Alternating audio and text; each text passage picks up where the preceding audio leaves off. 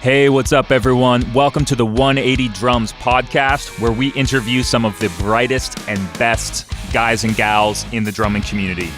I'm Mark Schroer, and today I'm happy to introduce Tony Lapsansky. Tony is the product manager at Zildjian Cymbals. He's an absolute cymbal expert. He's designed cymbals that are probably sitting on your drum kit right now. Not only that, but Tony has the most eclectic library of adjectives in which to describe cymbals. Anyways, kick back, enjoy the podcast. Please welcome Tony Lapsansky and Jake Nicole. Guys, welcome to the 180 Drum Podcast. We have Tony, I'm going to try and pronounce your last name, man. Lapsansky? Perfect. Oh, aced it. We have Tony on the podcast today, and he works for Zildjian. He's involved heavily with product management, understanding everything that's going on at Zildjian. And what we're really excited to ask Tony a bunch about today is getting a new perspective and getting a different viewpoint on the industry, as well as, you know, what's going on in the world of Zildjian. So, Tony, so great to have you on the show, man. Hey, thanks, Jake. Great to talk to the 180 family. Dude, so now tell me, what's something that I missed about you when I just introed you that you think is an important part of, you know, what you do? Well, I think just the fact of product management of what it is, I think that's a term and a role that might make sense on the outside, but there's really so much to it. When you were to ask someone, say what they do at a specific company. So product management is really the hub of the wheel in terms of, you know, our interrelations with, say, artist relations, brand marketing, sales, operations, R&D. So we're really dig deeply with all of those categories and remain at the center of any particular project that we're working on or a product we want to bring to market. That's sort of what product management is involved with, really every facet of the business and bringing the groups together. Amazing, man. So give us your day-to-day. What is a typical, when you get up in the morning, first of all, do you have like a routine go-to breakfast item? That's something I want to change. Nice. It's been a delayed New Year's resolution, if you might say, most important meal of the day kind of thing. But I'll usually grab something at work. Actually, I got a stash in my drawer and my desk where I'll grab some cereal or kind of. You have a stash at your desk. Oh man, I love it. Okay, yeah. So, and how close do you live to the factory? I'm about 10 miles north, so I got a reverse commute from South Boston, from Quincy to where the Zildjian plant is in Norwell, Massachusetts. Nice. So does that mean that you get to dodge a bunch of the traffic? Oh, I get to wave at them. Wave, you know, all the people in traffic every day. I could never do that. No kidding, man. I feel like where I live in Toronto, it's traffic in every direction. There's no such thing as reverse traffic.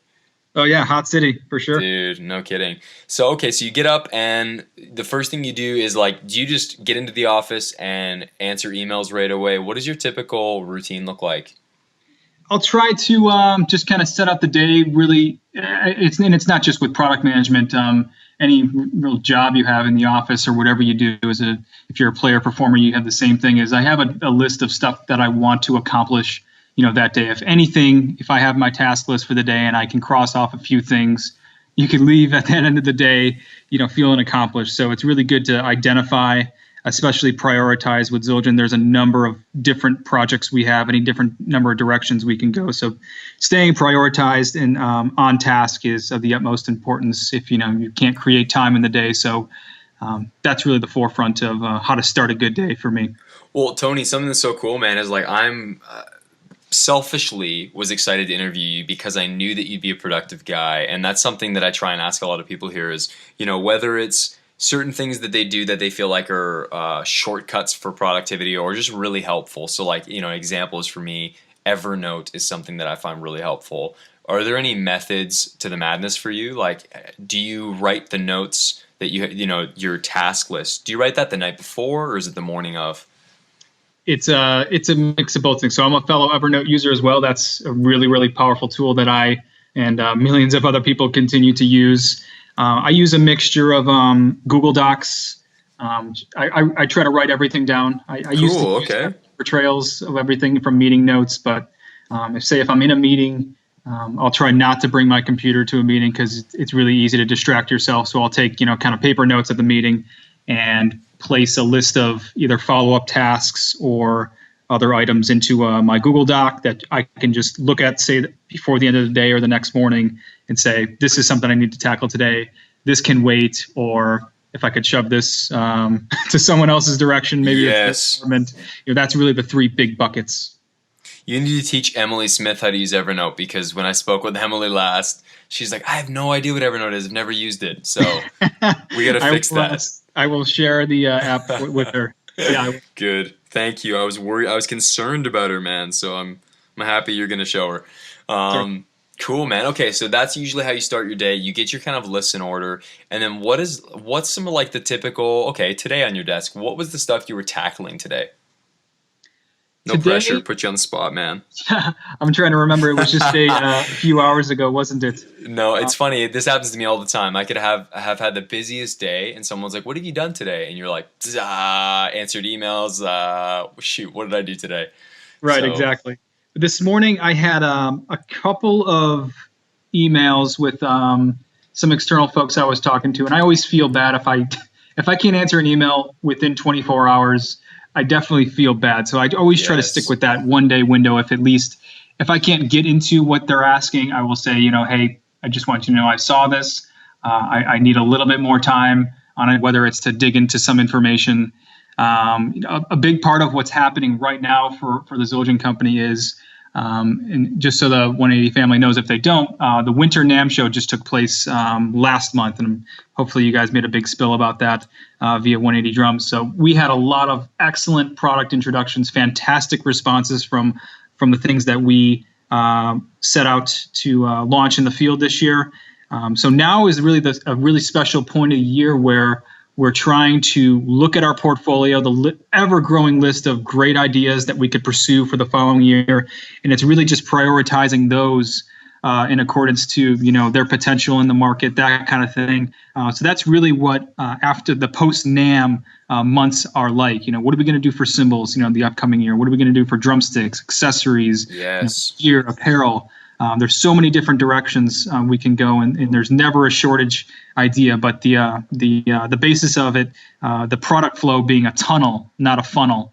I'm sorry, a funnel, not a tunnel. Yes, so funnel your ideas down into prioritization, and that's really going to help you stay on task and say, hey guys, out of all the projects we have on our list right now, this has the biggest potential. This is what people are absolutely screaming for, and we have such a great network of not only Zildjian users, but people internally that are drummers at the office. Our artist relations are always inbounding a lot of great ideas from the guys that use it in the field. So it's really a special time of year now where we just try to figure out what we're going to pursue for the year and bring you guys drummers. Yeah, man, that is such a great avenue to go down. What are the things that you feel like is really trendy right now? Like, what are you guys noticing as a company that you're like, man, everybody's doing this. We should probably have something to cater to that. I would say cymbal trends in general, and I would say bigger, meaning bigger diameters, absolutely are in favor. So people are using bigger crashes, bigger hi-hats, bigger rides. More than ever, that's really at the forefront. Darker tonality. So you think of our, the Zildjian K Custom, Karope, K Constantinople. That tonality we're finding very much in favor. Setups aren't as big as they were even, I think, 10 years ago. Absolutely. I used to have 5 different crash cymbals and 2 splashes of China. You look at the setups these days from some of the top guys, and they're pretty simple setups. A couple crashes, a ride, hi-hats. I mean, Jake, what do you play on normal day? Yeah, absolutely. On a normal day, I'm playing a pair of 15 to 16-inch hi-hats. I've got 2 crash cymbals and a ride. Like, that's it, man. So if I'm feeling advantageous, I'd maybe add something that's like a stack or an effects anything, but that's typically it, man. So I think you're right. We're seeing less and less of people using splashes. Like, have you guys noticed a change in stuff like that as well?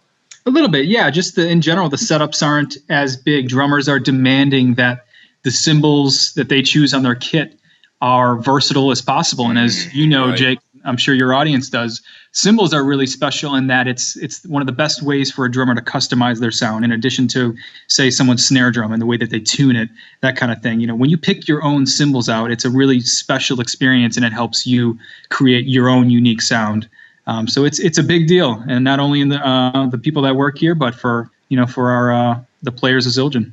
Well, what's cool, man, is one of the questions we had going on in our group chat today for the 180 family was John Roya asked. He said, "Hey Tony, I just recently joined the Zildjian family. I'm loving everything so far. Thanks for what you're doing in the drum community." He said, he's looking at the A Custom 20-inch ride cymbal. So that's like his favorite cymbal. Are you guys ever planning on, like, what have you done so far to continue to expand these lines is what he's essentially asking. Like, will we see different versions of similar cymbals coming out? And that's getting into a little bit of the question of, what are you guys planning on doing this year? Anything new, anything that you can share or talk about?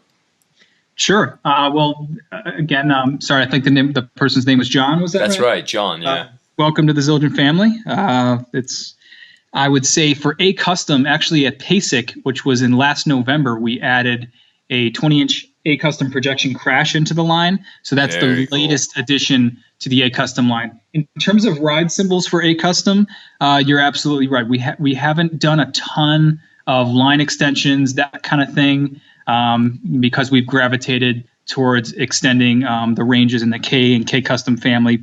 So you will be glad to know that that is something that's made our hit list for this year. Can't promise it will be done, but depending on kind of how we prioritize things out, A Custom, some diversity in the ride cymbals category there, because it's been such a huge success for us. That line, since its induction in the early 90s, has just been turned into the standard of what folks deem as a beautiful, shimmery, open, just lush cymbal sound.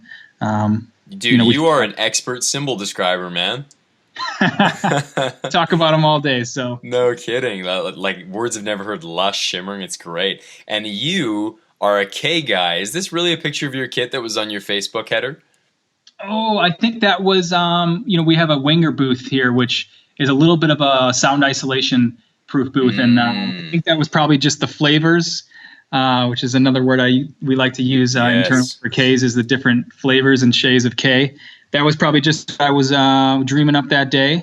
Cool. Exactly, but yeah, it's kind of fun to. I actually pick from Emily's Artist Vault stash. I can kind of round up my own things, and we got a drum kit set up in there, and it's a good way to release some energy at the end of a hard day. No kidding, man. Yeah, I'm looking at it. You got all kinds. You get the Session series, the Hybrid, the Dark. A little bit of everything happening. And so give us the background on yourself as a drummer and how you ended up at Zildjian, man. So you play, obviously. When did you start playing drums?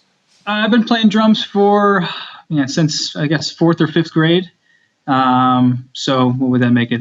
12 years old or so. So about 15 or so years, 15, 18 years, somewhere in there. It's a wide range of numbers, but a long time when you think about it.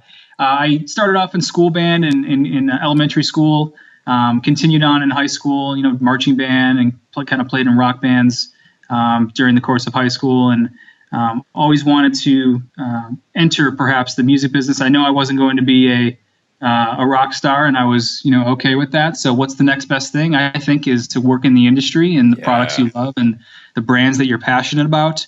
So went to college at Western Illinois University, which is outside of Peoria, in the kind of smack dab middle part of the state, and studied music business, which is a core music classes and core business classes kind of merged together as one to give yourself a well-roundedness of music classes like theory, sight singing, ear training, music history lessons, and all the ensembles, and then business courses like finance, accounting, all that kind of thing, and was in pretty much every type of ensemble there in terms of chamber groups, orchestra, marching band, did some rock band stuff out there. I did 4 summers of DCI drum corps, 2 with Pioneer, 2 with Madison Scouts. So that really shaped a rudimental side of my drumming. And then when I graduated college, I started right in the industry and worked for a manufacturer of hand percussion called Tycoon for a couple of years. And then moved into the corporate offices of Guitar Center in Southern California for about 3.5 years. Wow, cool, man. throughout. This industry is pretty small, which is great. You develop a kind of a good reputation for yourself, and it'll kind of carry you along. So kept in good contact with a lot of great people, and ended up having an opening at Zildjian for this position, and I checked it out and ended up being a good fit, and here I am, a couple of years now into the gig and still enjoying it.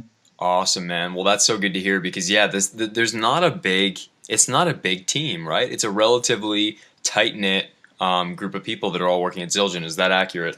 Yes, absolutely. It's not a huge team. I mean, between all the product categories, there's 2 product managers, myself covering the cymbals, sticks, accessories, and gear, and then another product manager that covers Gen 16 and low volume. Pretty wide sales force, but in terms of brand marketing, it's a pretty lean group that does excellent work. Our R&D does fantastic work at all. Really, every interdepartment at Zildjian is very skilled at their work. Man, what have been some of the things you've been the most excited to have launched? Because I know I saw videos of you with some cymbal cases. I've seen, obviously tons of different stuff you guys have put out. What's some personal stuff that you were like a big part of putting out that you were really proud of?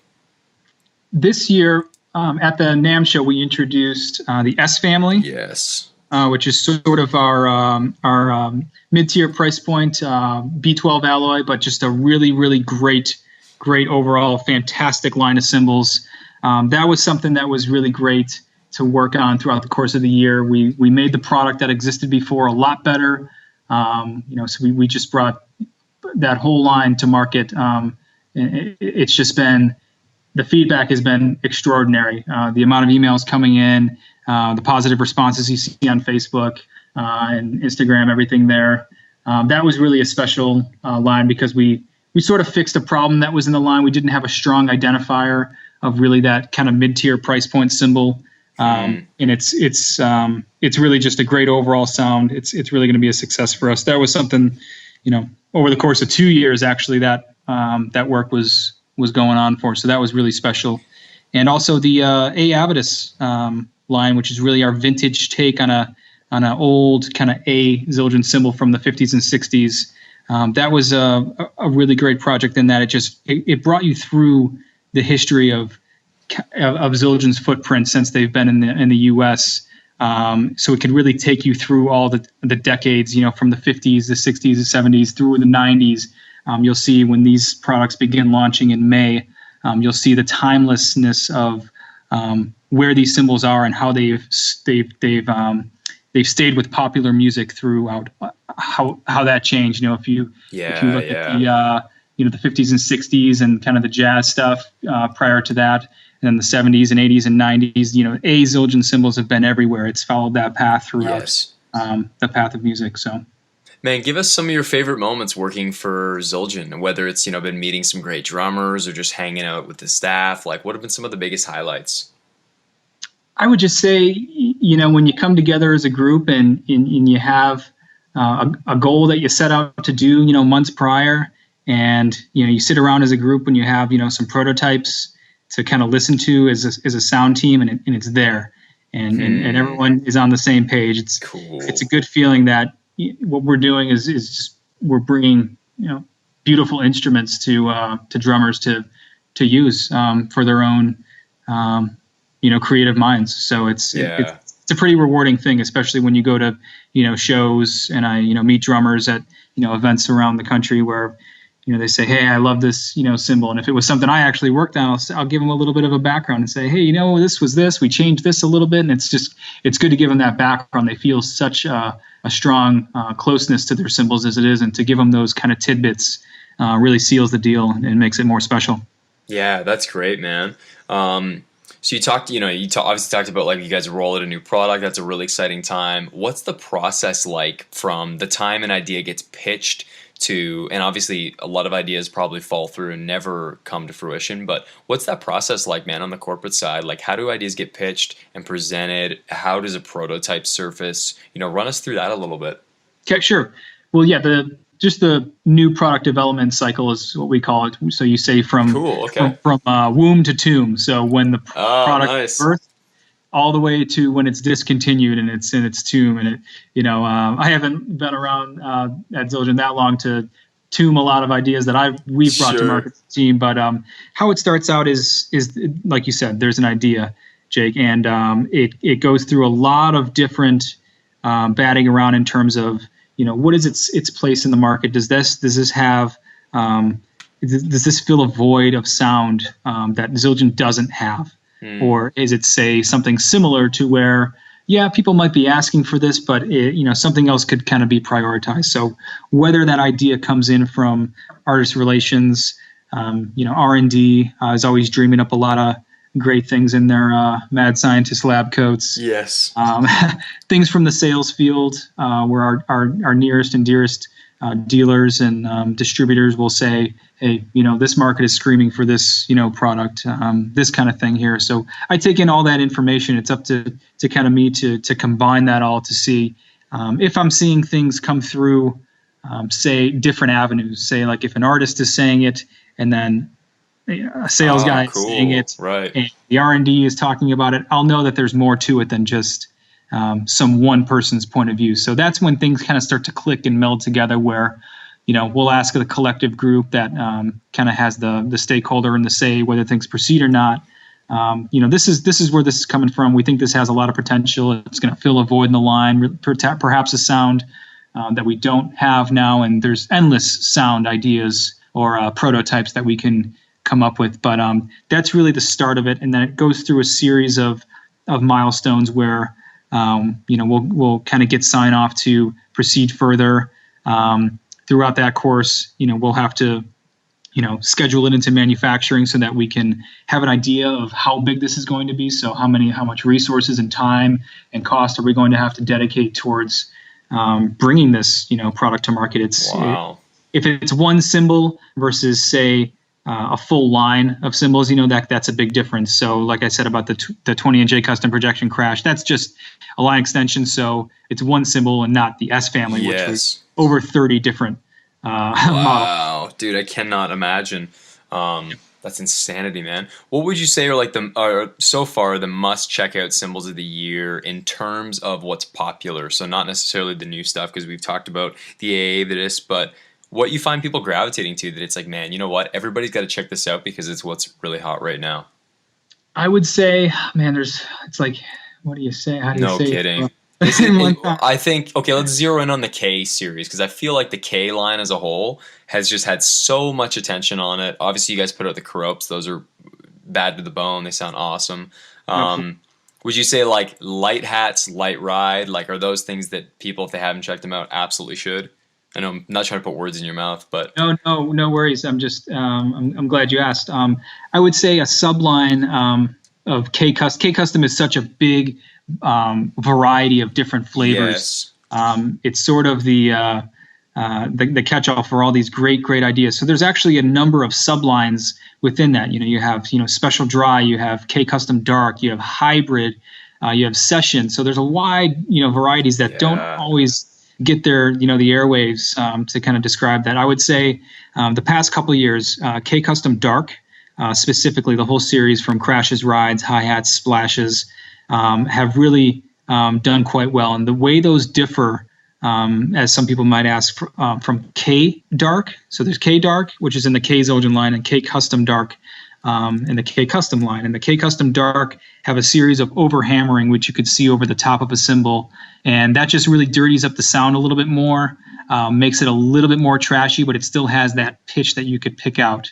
And the K Dark cymbals really have a more fundamental pitch that you could pull out of that sound. But all the K Custom Darks have really just been on fire. K Constantinople has really been incredible for us the past year, not just in the jazz setting. You'll see a number of Zildjian artists with at least one or two K Constantinople pieces on their kit. Like you said, Corrope has really been a successful launch for us in the past couple of years. So yeah, a lot in the K range, but there's a few in the A as well. If I could think of any off the top of my head, let's see. Well,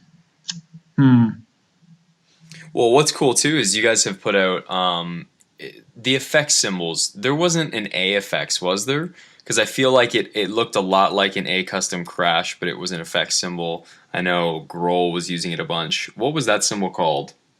That's the A Custom EFX. So that Okay. lives in the A Custom range, and it's a series of holes cut out of the cymbals center mass that just really give it that distortion boost, that white noise, that Yeah. just raw aggression. It's a cymbal you want to hit harder when you play it because you just love the No sound kidding. so much. Like I'm sure you've seen Dave Grohl smash that, and Taylor Hawkins Dude. on Foo Fighters tour last year. It's an incredible cymbal to play. Now, for you, man, what are some of the artists that you find yourself listening to fairly often? You know what I try to do is sort of interesting. We have a heads up as to who's going to be in the office, say visiting Zildjian, to pick out their cymbals. Oh, cool. And I will try to look up what they've been doing, on my Spotify account, and just kind of get more familiar with what's happening with them. So depending on who it is, any given week, let's see who's kind of coming in. I think we got Jason Bittner coming in pretty soon. We got Zach Danziger coming in. Two very different styles of drummers, but yes. Jason with Shadows Fall, or Zach all the way going back to his earlier stuff. There's just I try to kind of play it that way so that that's great. Good flavor of everything, because there's every type of drummer under the sun coming in here. So that's one way I try to keep up with the Joneses. That's awesome, man. What do you find for yourself? Like, what's some of your go-to tracks? Lately, let's see. I've been kind of going back a little old school. I've been listening to a lot of Tool lately. Cool, man. Reading about trying to get their new album out for a few years, and maybe it's going to happen this year. Who knows? I've been listening to Pussifer a little bit. Just keeping up with the Maynard James Keenan thing. I have been listening to Mute Math is one of my favorite bands. There you go.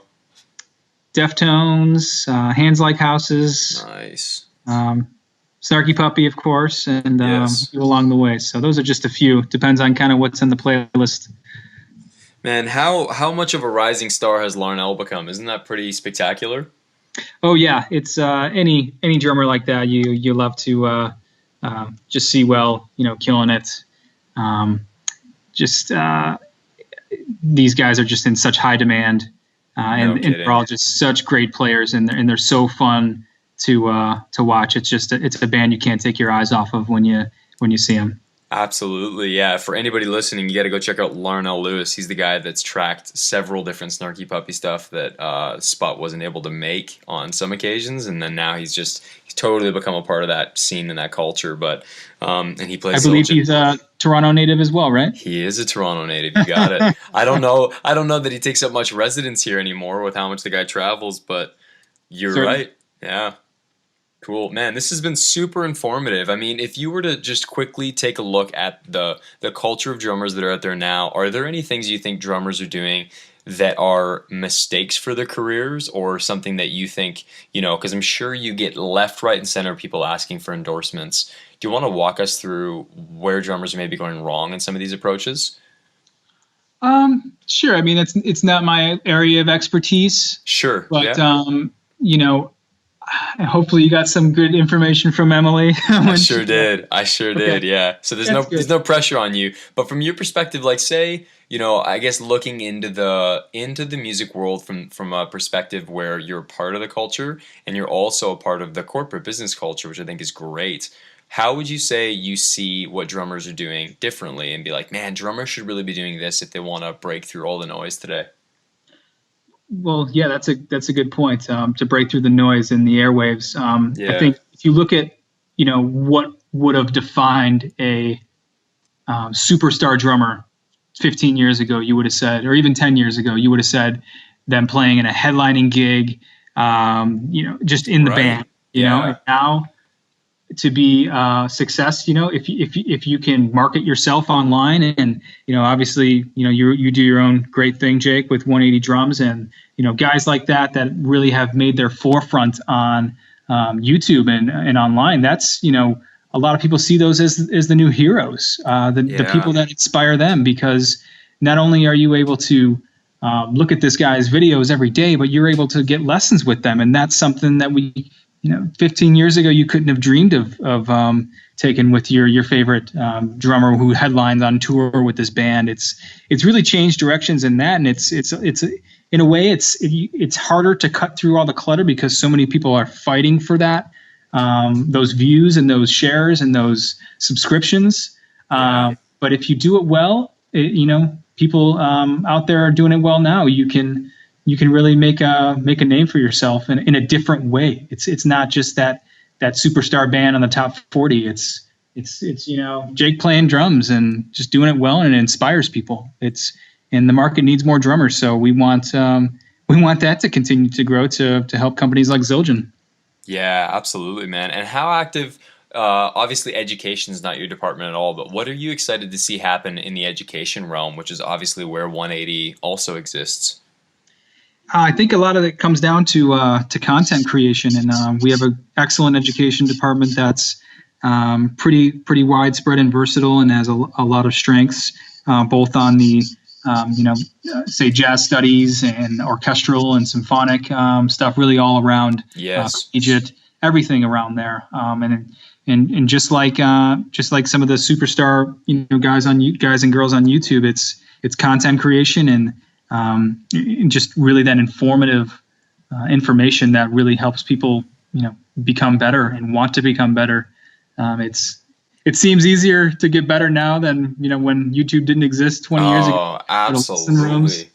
But it's a really cool thing. You can look up videos on polyrhythms and get an endless amount of schools of thoughts and instructional critiques, and you can kind of do it yourself, that method, or subscribe to those things, and it's just an endless source of knowledge, and it's wonderful, really. Tony, you're a rock star, man. Thank you so much for all your time today. It's already been half an hour that's just flown by, but so much great insight, man. I love that you shared funnel, not a tunnel. I thought that's such a cool perspective is to truly funnel down ideas. And I think that even for drummers listening, you've probably got a million ideas of how you can market yourself or present yourself, but really putting that through a funnel and thinking not just passing every idea through as okay, I'm going to execute this, and this. It's pick one thing and do it well and streamline all your efforts. So I thought that was brilliant, man. That was one of the first things you said, and that really stuck. So thanks for your time, man. We're excited to see everything that Zildjian's doing. I love what you guys are up to. Obviously a big part of 180 is Steve Augustine, the co-founder, and he's got such a great collection of Zildjian cymbals that they have made their way into many videos where the artists playing them weren't exactly ambassadors of Zildjian. They vicariously became ambassadors of Zildjian. But man, just love what you guys are doing. Love the product. So if you could, parting words, if you could send a message that everybody in the world's going to receive, and whether that's in the form of a letter to their house, or maybe it's just a couple words that they'd receive in their own language, what would be the message that you'd want to send, Tony? Oh man, once again, no pressure. Right? No pressure. Deep questions, man. Right at the very end. I would say, whatever you choose to do, if you're trying to be a drummer, you're trying to be a businessman, no good thing, comes easy. It's going to come from hard work. Network often.